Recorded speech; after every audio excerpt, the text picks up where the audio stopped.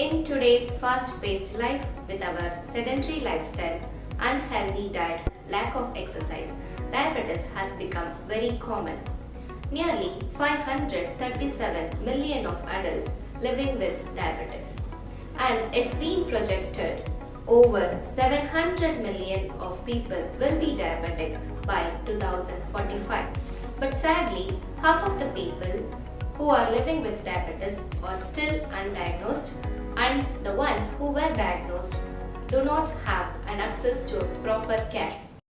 Diabetes is a multi-organ disease. It can lead to heart attack, stroke, kidney failure, blindness, dental problems, and may even lead to amputations. Diabetes can cause vision-threatening complications like diabetic retinopathy and diabetic macular edema. Diabetic retinopathy is the leading cause of vision loss in working age adults. When sugar levels are high, they cause structural abnormalities in the blood vessels in the retina, which is the light-sensitive tissue at the back of the eye, causing bleeding and vision loss. Diabetic macular edema results from accumulation of fluid in the macula, the region which is responsible for the central vision. Diabetes can also hasten the progression of cataract. It can cause an increase in eye pressures, and when it affects the muscles of the eye, it can result in diplopia or double vision.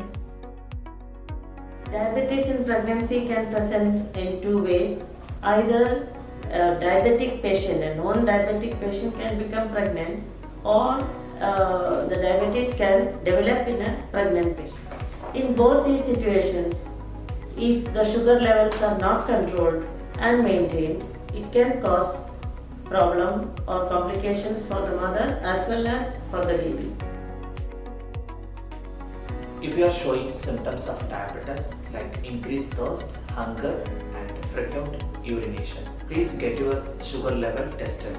If you have already been diagnosed with diabetes, then every 3 months get your HbA1c level tested. Every 6 months get a dental examination. Every year get your flu shots, your kidney functions and cholesterol level tested. Nearly 80% of the people suffering from uncontrolled diabetes show oral findings. Uncontrolled diabetes leads to dryness of mouth, decrease in ability to fight off certain bacterial and fungal infections.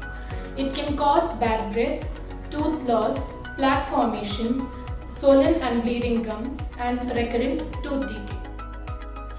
Diabetes mellitus can cause complications in musculoskeletal system as well. This is one of the main complications that the patient can have with osteoporosis that can lead to the bone pain and fractures as well. Some of the patients presents with the extremity pain, numbness. So in these cases, the complications are due to either diabetic myelopathy or diabetic neuropathy. ENT and head and neck manifestation of diabetes has got many diseases. I would like to concentrate only on the outer ear. This is the outer ear. The outer ear disease in diabetic is most common, that is the fungal infection.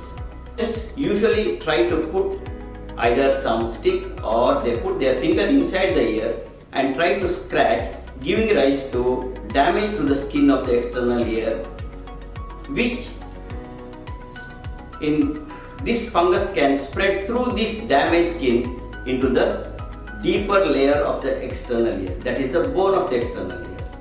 Once the bone of the external ear is involved, then the disease is very difficult to treat, because the bone involvement in fungus means it is a different disease called as osteomyelitis.